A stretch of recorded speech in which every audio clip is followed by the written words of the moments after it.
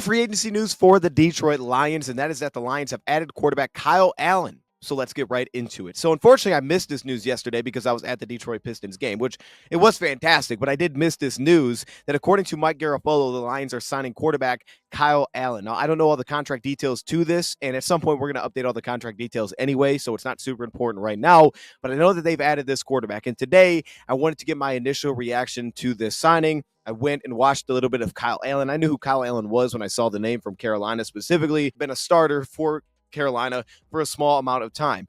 This past season, the Pittsburgh Steelers against the Houston Texans and a little bit against the Detroit Lions in the preseason. Before that, we could go back to 2022 is the last time that we saw him in a regular season game with the Houston Texans, and we'll see some Miami clips that I'll throw in here today. Now, unfortunately, I can't actually play the clips from this year's preseason because of copyright issues. Shout out to the NFL. I don't know why that's a thing, but for whatever reason, preseason has copyright issues. So I can't show those, but I do have screenshots that I think will kind of allow you to get the full picture of what I'm trying to point out. And then I'll show some clips from 2022. But, of course, that's a long time ago, right? That's 3 years ago. Things change within that amount of time. I'm assuming all of this is going to be questions about what does this mean for Hendon Hooker? What does this mean?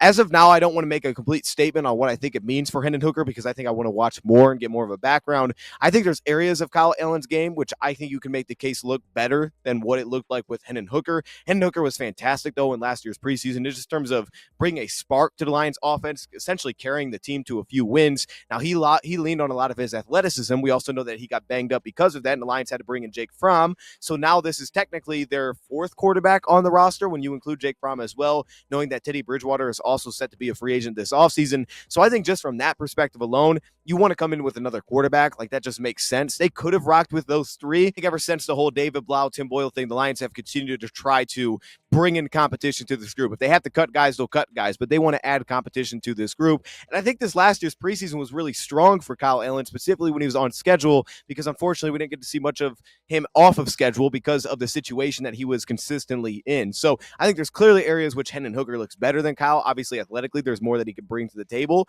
but Kyle Allen did look pretty nice in this last preseason. And even going back to 2022, as messy as it was as a starter, the game is a lot faster. There's a lot more going on. There was still some good in there, and there's still traits of his game that I think you could say, well, he does better than Hendon Hooker right now. So I don't think this means like, oh, they're going to trade him or something like that. Could it? I mean, I guess it opens the flexibility to do so, but I don't think that's what this means. I think this is just quarterback competition, and the Lions want to make sure that they're stronger in this room, and they've always worked to do that. Now we'll just see how it shakes out as we go forward. But the steps that Hooker took last season, obviously I'm a big Hendon Hooker guy. The steps that he took this last year's preseason, I'm in no rush to move off that piece. I'm glad we have him, and I want to see him again this preseason, as well as Jake Fromm. I want to see him a little bit more as well. So it's a loaded quarterback room right now. It's four guys, but they don't really have to touch it again now heading into the season if they don't want to. So let's go and talk about Kyle Allen, the 29-year-old quarterback listed in at 6'3", 210 pounds, but athletically speaking, he's not outstanding, but there's definitely traits here that allow him to play on the move. There's a scramble ability to his game. He can get out of the pocket. He can be a little bit creative. He can allow plays to kind of roll on pretty late. He carries some adequate athleticism in a lot of different ways for his game. You'll see the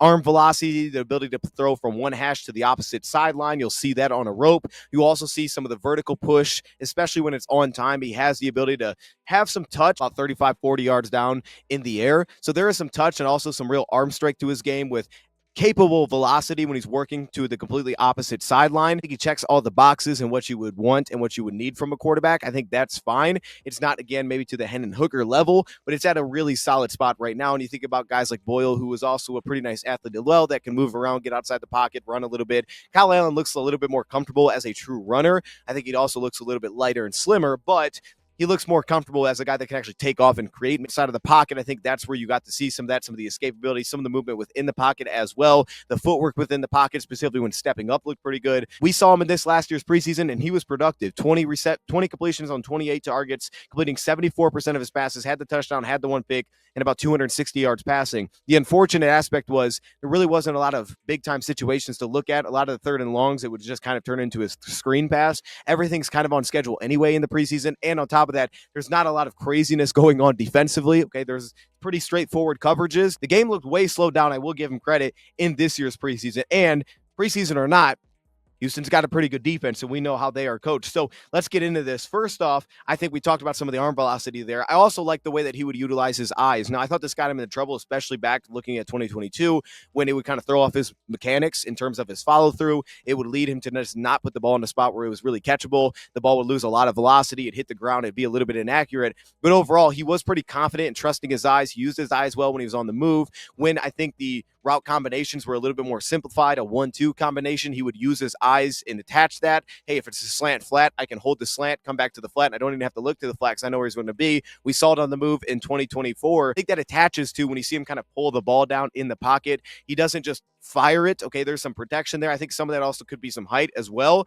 but you'll see a pretty good control with the football in terms of he protects it. If he sees a defender flash late, he'll kind of pull that thing back down, whether that's taking a sack or just getting it out later. You'll also notice that a little bit on screens as well. Some of the more middle field screens, maybe a little bit less of the outside screens, and just some of the awareness there. Like the throwing motion, I think it has very sufficient speed. It doesn't feel very long, elongated. And it does feel like it can get a little bit quicker when he needs it to. You can see as much of the arm angles, but it does feel like it can speed up a little bit.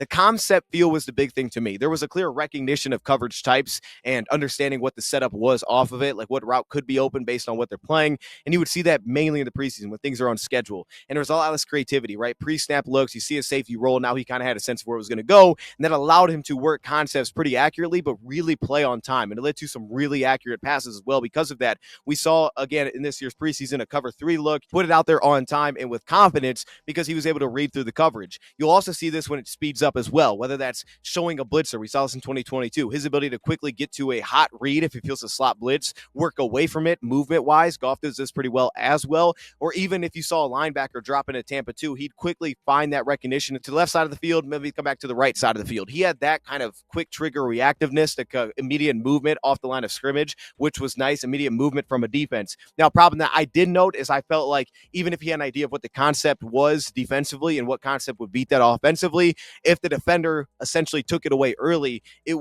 he would kind of stick with still trying to get back to that route. Even if you could tell right away, like, okay, he doesn't have the leverage there. Let me get to something else and let me just eliminate that. I felt like sometimes he just left the route open. Like it should have been just eliminated immediately and moved on from, find something else. Don't leave it on the table as still a possibility. And that obviously can get you into trouble. And that was mainly noticed back in 2022, which is a little bit different. But on schedule progressions, I thought were really nice. I thought it played with really good pace. And you'd see it, he kind of work through 1-2. Okay, here's the coverage. It looks like quarters. Let me see if I can hit this outbreaker. I don't like it. And he's back on a 2, and it connected with his footwork and his eyes, and it was quick. He didn't find himself falling behind route concepts when he was able to recognize the zone coverage and quickly kind of pace himself through working through each route concept. He didn't feel like he was falling behind or he had to rush something late because of that, because when he was on schedule, things were pretty efficient offensively. And then you look at the play action usage, and he was utilized as a pistol quarterback, a shotgun quarterback, under center. He did all 3 of those things, and it led to, I think, a lot of success in just true play action, whether that's a boot play where he's getting out of the pocket or even when he's standing within the pocket to his check down, quickly getting the ball out, recognizing very quickly, okay, safety's here. Here's where I'm going to go with the football. Now, that could lead to some inaccuracy and maybe forcing the ball, but for the most part, it was a very decisive, quick decision-making process that attached to play action, which again led to the success that he had when he was in those play action sets and when he was working on schedule specifically. I also liked how he would just stand in and take hits. Like, this is a huge part, the toughness of a quarterback. He would just deliver. If he felt confident where the ball was supposed to go, he was going to stand in and get rocked. And it led to some really good ball placement in terms of catch and run opportunities, not just zone and sitting down, but ball placement more on the move. I thought receivers on the move, he really showcased what he was capable of as a passer because of his timing. I thought when guys were settling down, timing was actually more inconsistent, specifically when working back to 2022. But especially this past year, when guys were on the fly and he knew what coverage he had, it was man, it was more simplified. He's like, let me just get it out there. That's where his accuracy shined because he was able to stand in, deliver with some touch, and allow guys catch and run opportunities. And to me, that's where things really started to shine because he was able to stand in, deliver, and he had confidence, and he really just showed fearlessness to just stand in and take hits and bounce back. And even as bad as the game got in 2022, he rolled back. That game was 30-0, and they fought their way back to at least make it competitive by the end. He works out of the pocket. He has an active awareness to keep his eyes downfield. Maybe sometimes I felt like, oh, he could take off and get some yards. Maybe he wouldn't. But for the most part, he's trying to keep his eyes downfield. He's a thrower first, right? He's not looking to run. You don't get that sense at all with Kyle Allen. In zone coverage, I did like the anticipation that he was able to play with because he could read through the slot. He could read through the number 2 receiver, say, okay, this guy's going to step back inside. I have the outside receiver. So he was able to work 1-2 concepts really well. Double slants. Okay, he's in the inside, go here. There's a vertical seam route. There's a curl out wide. I'm going to get there quickly. And because he would stay on schedule, it would disallow guys to jump routes because he was still on schedule with it and he gets the ball fast and he'd anticipate. So he was stacks too. Okay, clear out. Let me settle it down. And he's throwing. He's throwing it before guys would even turn. Now, timing could lead to issues there where guy doesn't expect and he gets hit in the head with it. But for the most part, the anticipation as a quarterback is what you're looking for. He was very anticipation heavy in that sense of working kind of those 2-man route concepts. I also like that he wasn't just taking sacks. I mean, he would take sacks because he'd protect the ball seemingly over just kind of throwing it when he felt a defender kind of jump in his face. He wouldn't still throw the ball and just like, I'm closing my eyes and throwing it. But he also wouldn't take a ton of sacks on 3rd and long. Now, this will some people upset, right? When you see, hey, it's a check down, it's 3rd and 12, and he checks it down quickly. You're like, what are we doing? But with pressure, he had the tendency like, I'm getting the ball out. I'm not just going to stand here and take a sack. And for the most part, I typically like leaning in that category. Now, if you need the first and it's 4th and 15, yeah, don't maybe check it down. Okay, don't do a Kirk Cousins, but and for the most part, I'm cool with checking it down, keeping the field moving forward. And some of the little things are important to point out. We could do a deeper dive of this later, but from simplified, like the play fakes that led to a lot of effectiveness, like this fake handoff here got everybody to jump downhill, led to a flat touchdown. That was a touchdown he had in the preseason. But even then, just the control at the line of scrimmage, right? The run checks in the preseason. You'd get motion attached, you'd have run checks, and it would flip maybe the play where it was going. So little things like that were noticeable. But his ability to understand what concept to get to was the biggest thing. So we saw the cover 3 example. You'd see it in man 2. If you noticed it was man coverage, not only could it lead to accuracy for catch and run, you would see this level 1 and level 2, but it would also lead to opportunities for, okay, find the angle route, find the right concept that's actually going to beat this coverage. So you'd see the vertical push, you'd see some of the touch on his throws, and it was pretty at times, decisiveness to his game, which I think led to a lot of good things. But there was also some bad, and some of the bad that I had noted specifically, for one,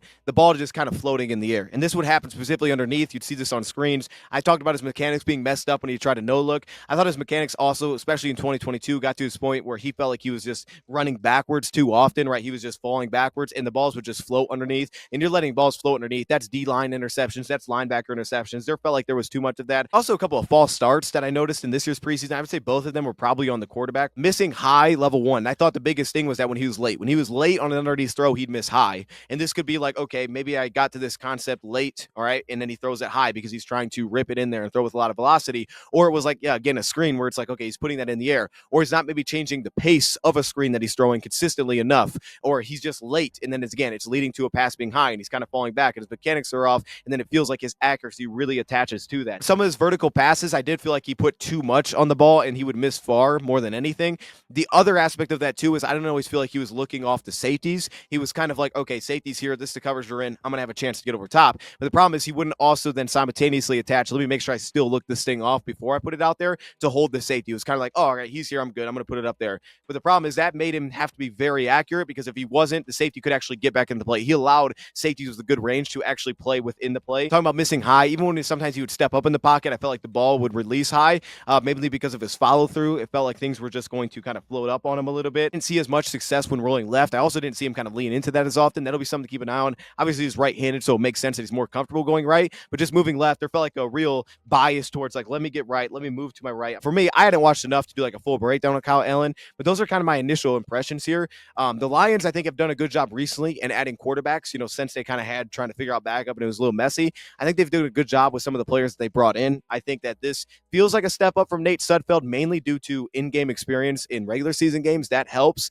But I think athletically, there's some similarities to a guy like Nate Sudfeld, maybe a little bit of a better athlete, a little bit smaller, of course, but maybe just a little bit better in terms of a true runner with the football. Kyle Allen within the pocket, I think just the speed that he'd work through progressions was what really stood out here. So I think having the experience is great. It felt like he's grown if you just take preseason versus regular season, but I would just like to see him in more tough situations where he has to push the ball down the field, and what does that look like? But he trusts his ability, he trusts what he sees, and he puts it out there. Even sometimes level 2 pass be missed because there wasn't great touch on it. It was still a little bit flat, and he had a little bit too much mustard on it.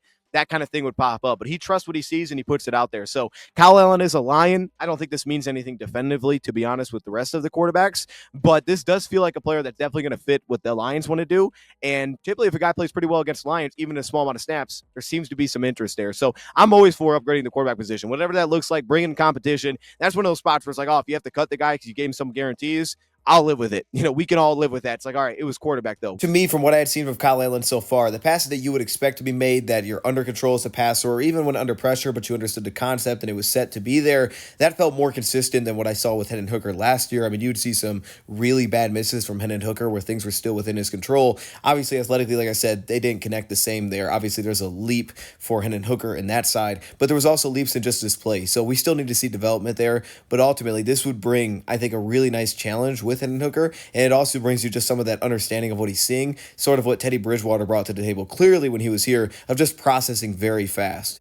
We want to make sure that we feel good about the depth we have there. So we'll see how it shakes out, but I'm going to leave it there. Let me know your thoughts, comments below. Thank you for watching, and I'm out.